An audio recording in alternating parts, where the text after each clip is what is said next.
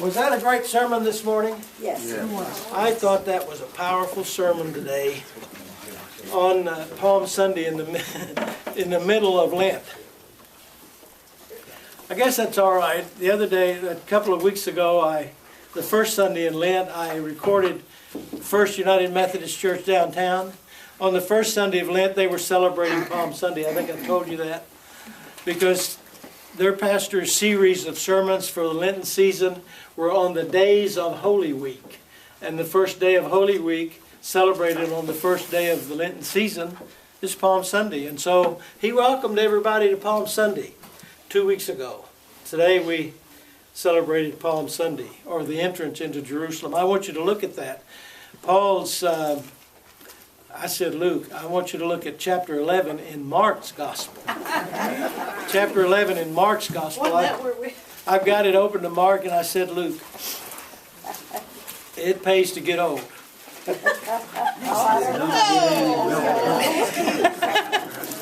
And it's not going to get any better, they say. Don't look to us for sympathy. We're there too. Yeah. Well, wait a minute. I want us to think for a moment, as we're looking at these events of Holy Week, think about the days of Holy Week. I've always thought it's kind of paradoxical that we call it Holy Week when the most unholy of events took place that week. And the whole week is that way. Thank you. We just said thank you to your wife for the palms. Thank you, sir. She didn't pick them up and cut them up. I did. Okay, forget that, Evelyn. Thank You you. didn't know the first one I chopped up was on top of an anthill. I left it there. Yeah, please do. We don't need any Texas ants in Kansas. I want you to think about the days of Holy Week. Sunday is the first day. Jesus begins Holy Week according to Luke's Gospel, chapter 19. He begins Holy Week not in Jerusalem, but in Jericho. You know what's in chapter 19 of Luke's Gospel? If you're fast, you've already looked it up. What about Mark?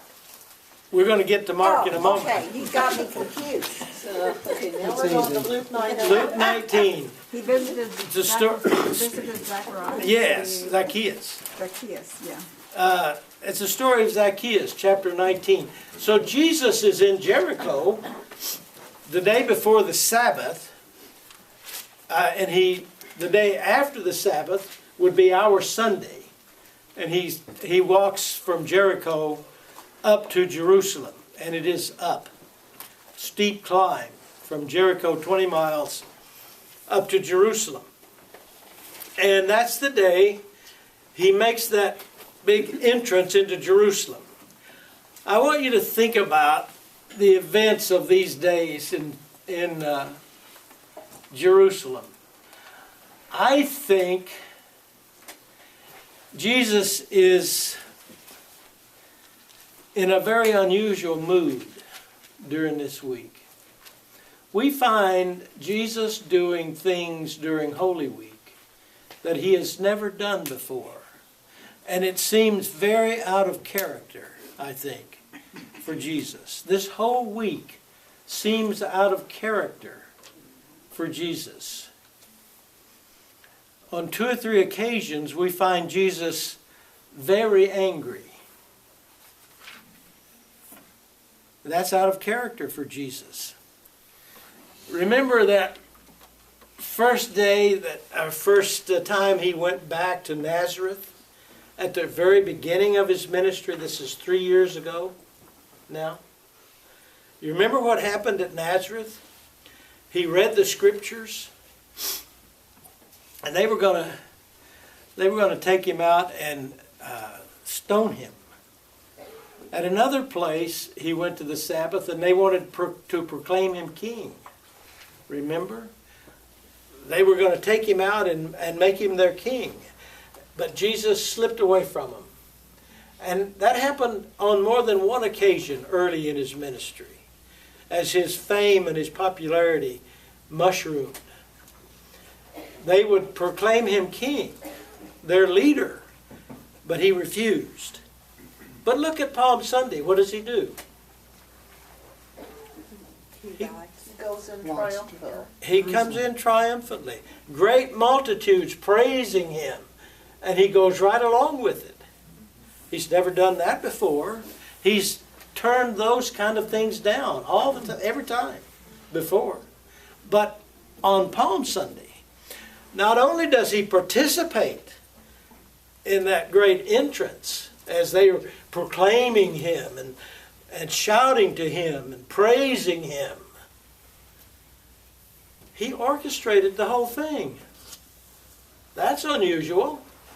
He never did that before. He says to his disciples, go over here to the village, a mile or so from where they were. And there you're going to find a colt, the offspring of a little donkey that's never been ridden before. Bring it to me. Obviously, he's made some arrangements, because when they go to get the colt, somebody says, what are you doing? And they said, the master, the teacher, has need of it, and they let him have it. Obviously, they knew this was going to happen. We think Jesus must have made some kind of arrangements. He's orchestrating this. How unusual for Jesus. He rides into the great crowds and his enemies. And that's another thing. He'd been staying out of Jerusalem because of those enemies.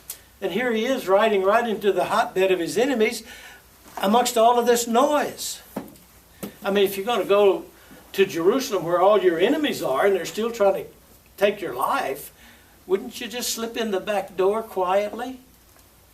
But he makes all this fanfare about it. And when they say, tell your disciples to be quiet, or the Romans are going to come down hard on us, what does he say to them? If I tell them to be quiet, the very stones would shout out. In other words, there has to be some kind of great welcome today as I come into this town. Is that in keeping with... That doesn't sound like humility. Jesus, I just find Holy Week to be filled with unusual events. And Jesus apparently in an unusual mood. Look at chapter 11, Mark. How does that story of Palm Sunday end? On verse 11. 11:11. Jesus entered Jerusalem and went to the temple. This is Sunday. We would call it Sunday. For our simple purposes, let's just call it Sunday. He looked around at everything. But since it was already late in the afternoon, he went out to Bethany with the 12. What do you think he saw when he looked around the temple? Money changer. If Jesus came into Woodlawn unexpectedly one Sunday morning, what do you think he would see at Woodlawn? He would see, the first thing everybody sees is the greeting desk. And the smiles. The preparation. worship. He just looks around and he goes out to Bethany for the night. Look at verse 12. They do a lot of walking. He just came from Bethany, and now he's going back. Yeah. This is like 6 miles. He came from Jericho. Jericho. Jericho. Yeah, well, yeah, I mean, how long does it take you to walk 20 miles? Quite a while. At least 2 weeks by a bus. Depends on who you want. She's been to Tanzania. Obviously, their buses are not like ours. Oh, Oh, my. I suspect maybe they walked better than we do. I don't know. They were used to it. That's They for were sure. used I remember Yeah. we They went didn't on have any other form of transportation. we went on a walk one time, well, several times, but Eileen and I, it was a walk for something, and I don't remember what it was, but it started downtown at one of the churches downtown, not the United Methodist Church, and we walked a 19-mile course that day, and it took us, I don't know, 4 or 5 hours, but that was all on a level plain. That's around Wichita. I don't know how long it would take back then, because they walked all the time. That's, or unless they rode a donkey. That was the only means of transportation they had. Well, you can walk, what, a mile in 15 minutes? 15. I mean, if you're Yeah. walking. Generally, you can They could figure probably 15 to walk. 20 minutes. How long can you keep that up? Yeah. You know, if you're walking 15-minute miles, you're stepping it off pretty fast. Yes, you are. I used to. I used to do that, I don't anymore. Jericho is at sea level along the River Jordan, and 20 miles up the hills is Jerusalem. Jerusalem, the center of Jerusalem is Mount Zion, which is where the temple was built. If you saw the movie at IMAX. Yeah, that helped a Jerusalem. lot. Yes. Because Jerusalem is just a mile Yeah. in Yeah. all directions. It's not a huge city or anything like that. When Jesus told the story of the Good Samaritan, you know the story? He says a man was going down to Jericho, I hadn't thought about that. and he fell among thieves and so forth, going down to Jericho. It was a steep climb. It was Jerusalem's elevation, I don't know, 3,000 feet, while Jericho is at sea level. That's a pretty steep climb. It's pretty rugged territory. I've never been there, but everything I read says that. So he's been walking all day, and probably stopped at Bethany or nearby Bethany. Why Bethany? That's where Lazarus and Mary and Martha lived, his good friends. Best friends probably outside of the disciples. Every night of Holy Week, he goes back out to Bethany for the night. According to Mark, he comes into Jerusalem, goes to the temple and just looks at it, and leaves, and goes out to Bethany. Look at the next verse 12. The next day, as they were leaving, here's another unusual moment. As they were leaving Bethany, Jesus was hungry. I guess Mary and Martha didn't get up and fix breakfast. I don't know. Seeing in the distance a fig tree in leaf, he went to find out if it had any fruit. When he reached the tree, he found nothing but leaves, because it was not the season for figs. Now remember that. It's not the season for figs, so why would he expect it to be bearing figs? Then he said to the tree, "May no one ever eat fruit from you again." Well, And his disciples heard him say it. What's that sound like? Upset. He's angry. He's upset. And he curses the fig tree. The next day, and in the other Gospels, it says it more directly. He cursed the fig tree. The next day, they come back from Bethany, and the tree has withered up. It's dead because he put a curse on it. When did you find Jesus cursing things? Never. See, what's going on this week with Jesus? Sounds like he's angry. He's Yeah. Time is near. Time is near, and he knows it. Maybe that's got a lot to do with this week. But it's an unusual week in Jesus' life. Look at the strange things that happen. But you have to remember, he was human. Oh, yes. Yes. And his humanness is showing. Yeah. Yes. But look at Mark, verse 15. On reaching Jerusalem, this is Monday morning, okay, by our calendar. On reaching Jerusalem, Jesus entered the temple area and began driving out those who were buying and selling there. He overturned the tables of the money changers and the benches of those selling doves, and would not allow anyone to carry merchandise through the temple courts. What is that? He's angry. One of the few times that we find Jesus really being angry. He takes a rope and begins to drive out the money changers. Strange things. I want you to go back now to Matthew's Gospel. And it's in chapter 21. He tells the story of Palm Sunday.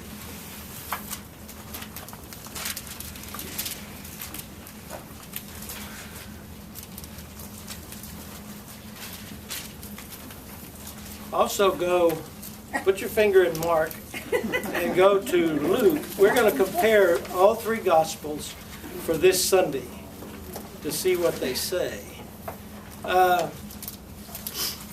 Luke chapter 19, right after the story of Zacchaeus. You find verse 28, Jesus riding into Jerusalem. So you got Matthew 21, Luke 19, Mark 11. You hold your fingers in there. Okay. I'll just listen. Let's verse 40 and 41. Verse 41 of Luke. Verse 41 of Luke. I want to save Matthew till last. As he approached Jerusalem and saw the city, he wept over the city. This is the second time that the scripture says Jesus wept. When I was in 7th and 8th grade, we were in the same classroom for those 2 years. We had the same teacher. And every Friday, we had to answer roll call with either a Bible verse, couldn't do that today, with either a Bible verse or, quote, a stanza from a poem. Did you have to do that? No, but my dad, I had to do it for confirmation. There were so many Bible verses I had to. And his favorite was Jesus wept. You can't imagine in those 2 years, 7th and 8th grade, you can't imagine how many Fridays we heard that verse. Jesus wept. I had the same Sunday school teacher from preschool, 3 years, and through high school. She followed us all the way. Mrs. Fritzler. And we did the same thing. Yeah. And Jesus wept was the favorite. Oh, yes. If you hadn't, most Fridays I had not even thought about it. Yeah. And I have to scramble now to find something. And so, boy, that would pop into my head. Yes, it would. Jesus, I could remember that I'll verse. bet he's sorry he wept.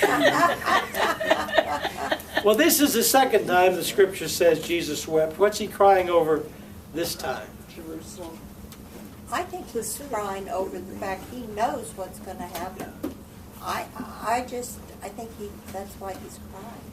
If you were a Jew, today, still, Jerusalem is the pinnacle of holiness. It's the holy city. It was so in Jesus' day. But Jesus it also grew up had that way. had the Romans that were coming and going to get him. He looks at the city, and he knows they're rejecting him. Oh, they will before the week's out. He looks ahead about 30 years and sees the Romans march into Jerusalem and dismantle that city. Just tear it to pieces.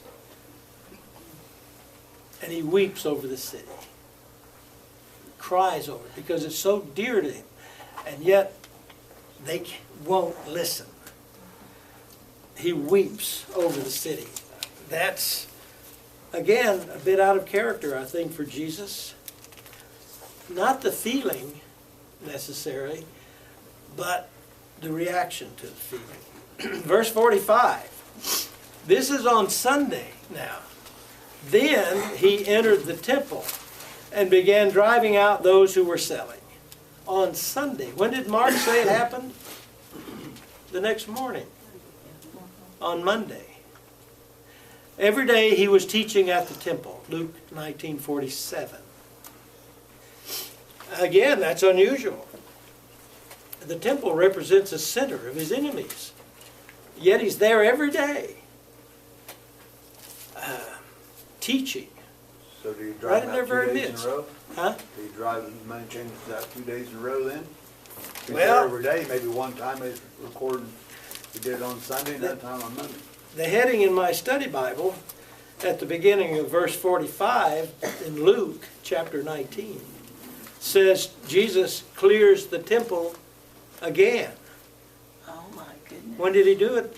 Earlier. If you look at John's gospel, the cleansing or the clearing of the temple came early in his ministry. And that's what turned the Pharisees and the Sadducees and all of the leaders of Judaism in Jerusalem against him. That's when they decided they had to get rid of this guy because he was a troublemaker. And that happened according to John's gospel at the beginning of his ministry. And so he has to leave Jerusalem and he goes to Galilee. Most of his ministry then takes place in Galilee, according to all of the Gospels. But John has him clearing the temple early in his ministry. All the other three have him clearing the temple during Holy Week, the last week of his life. But the heading says Jesus clears the temple again. Maybe he did it twice. Maybe he did it at the beginning and at the end. If you go back to Matthew's Gospel 21, chapter 21, you'll find the very same thing. Jesus coming into the temple, going straight to the temple and clearing the temple that afternoon, Sunday afternoon of Palm Sunday. So it didn't make much of an impression on them the first time. Well, in John was when he said, if you destroy the temple, I will raise it again in 3 days. Yeah. And they didn't understand what he was talking Yeah. about. Yeah, they took that to be blasphemy. They didn't know what he meant. But I want to call attention to these events in Jesus' life during this week we call the Holy Week, and how unusual they are in Jesus' ministry and for Jesus' character. Every day, according to the synoptics, the first three, he is in the temple teaching and challenging his very enemies. If John's account is correct, and it probably is, he starts his ministry in Jerusalem. He's forced to leave Jerusalem and goes to Galilee, and most of his ministry takes place up there, and he comes back to Jerusalem on this occasion. Maybe he did it twice at the beginning. 3 years later, he's there doing it again. Why would he come back and face all of these enemies? He's been in hiding, you might say, in Galilee for 3 years. Now he comes back and he goes right to the temple every day and challenges them face to face. And they question him every day, and he challenges them.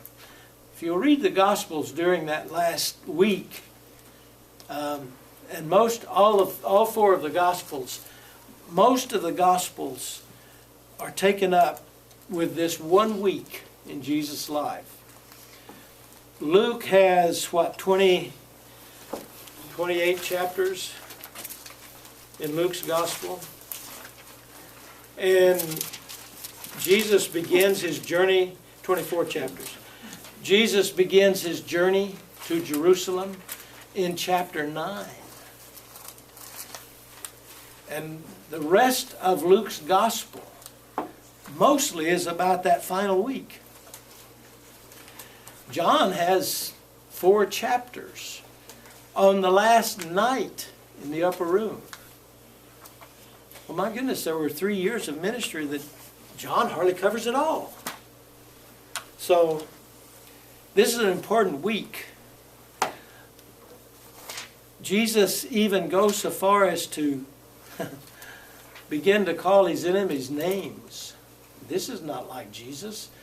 He constantly refers to them as you hypocrites, blind guides, whitewashed tombs.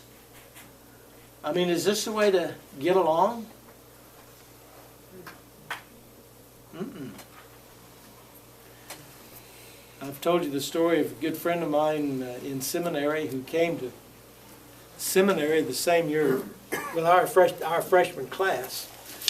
He was an attorney in Kansas City, Missouri.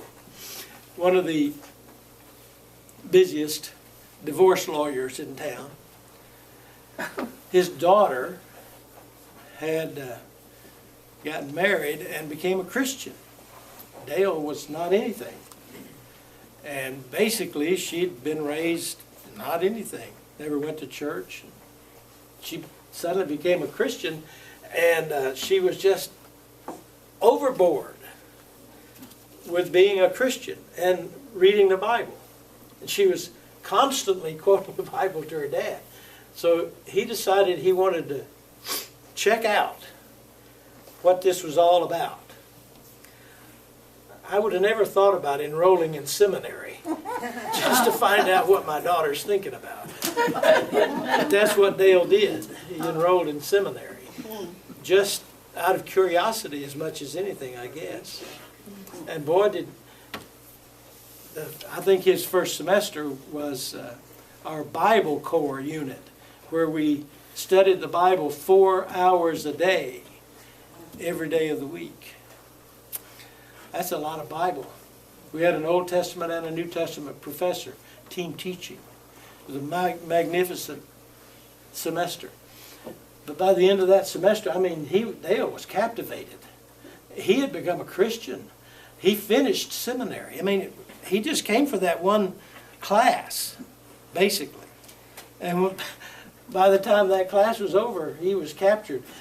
The spring semester, he was out preaching, of all things. Some of the other students who were serving student pastorates invited him to come and preach during Holy Week, their service. And his sermon was entitled, and this is from a lawyer's perspective, Jesus could have beat the rap. I love that. Jesus could have beat the rap if he just had a good lawyer and defended himself. But Jesus didn't defend himself. Jesus could have beat the rap if he had not gone to the temple every day and challenged the Pharisees too. This is no way to get along. So, as we celebrate Lenten season, especially as we move into Holy Week, I want you to think on some of these things and read some of these scriptures during Holy Week. It's the most unusual week in history, I think. And I think we find Jesus on many occasions, really kind of out of character. It's like he went to Jerusalem knowing his enemies were there, knowing they wanted to kill him, but he went anyway. He went to Jerusalem to challenge his enemies. He knew the prophecies that the Son of God had to be brought up before his enemies and crucified, and so he went to Jerusalem determined to make it happen. And he did. One of the other remarkable things I think about Holy Week is how human emotions and attitudes can change so suddenly. From Sunday, 4 days later, till Thursday, look at how the crowds changed. They welcomed him on Sunday, tumultuously, triumphantly. On Thursday, instead of Hosanna, Hosanna, glory to God in the highest, it was crucify him 4 days later. You see how they changed, how they turned. Strange week. Yet we call it holy. Why? I don't know why. Why do we call it holy? Because of what happened on Sunday, Friday and Sunday. right? As Tony Campolo used to say, you can't get to Easter except through Good Friday. You can't get to Easter until you've experienced Good Friday. So those two things go together. There would have been no resurrection had there been no crucifixion. That's right. And it's the resurrection that makes it the Holy Week. May God bless you in this Lenten season.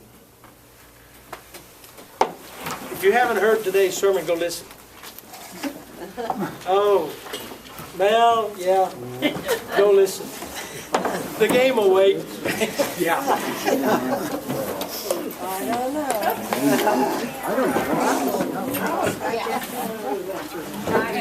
I have to tell you that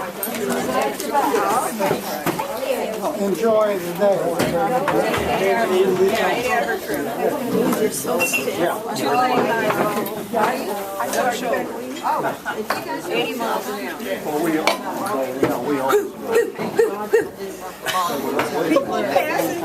We lost, and there, of course, the driver's on the right, on the left. Sure, right on the Right on the left. left side. Yeah, and so this grain truck passes our bus and takes off the mirror. Oh my goodness. Was it like a school bus, type of bus? No, it was like your type of was it bus. really? Well, it was old, no air conditioning, and Holly says, oh, let's sit in front. Well, we sat in front, which was right over the engine, hotter than, and Holly's shoes got some hot chips. But all these, and they just passed.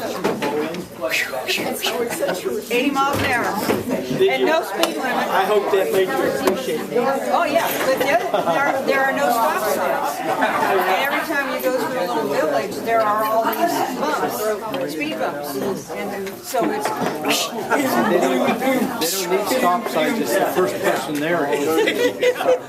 Why wasn't Turkey? My sister just got over Israel. Oh, really? They were, I think it was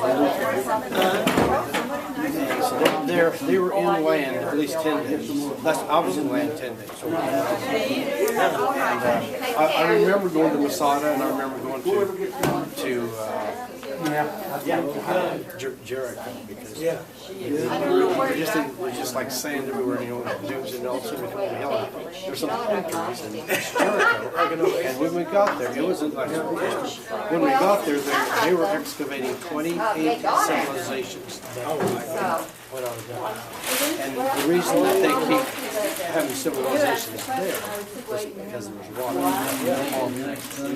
remember there was my dad came there. Grace Burns, 2 years.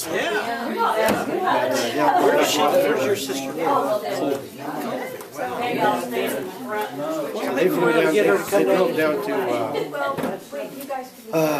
San Antonio because his sister lives there. That's when they flew out to. I think she said they were traveling, coming back 28 hours from bus driving to flying and everything. So it's a long trip. Wow. Mine wasn't so long. I went from Turkey to Cyprus and then on over to Tel Aviv. And so it wasn't a long trip, but it was awesome to be able to have that experience. Oh, that's what everybody says has been there. Just absolutely awesome. I just want to thank you for calling me. Well, you're welcome. How are you? Okay. You get along okay? Yeah, the therapy's coming. You had what, meniscus taken out? Yeah, it was a large tears, but it's far away from heaven. Yeah, I lost mine when I was coaching football in 1969. So, Coaching football and playing softball, and I tore mine out, and then I had to go in and remove it. well, I was just about that close to having that done, so. Now I've got to replace my knee, so I've got another shot in it Friday. Well, the shots work. I mean, they're doing a good job, and They it don't work on me. takes the swelling out of it, and no pain for 2 or 3 months. And it's been 5 months since I had the first shot, and it pain's not bad. Some days I have very little pain, You don't think it'd be better if you have it sooner than later? probably. But let's put it off as long as we can. You're being the devil's advocate now. Thank you. That's my way of caring.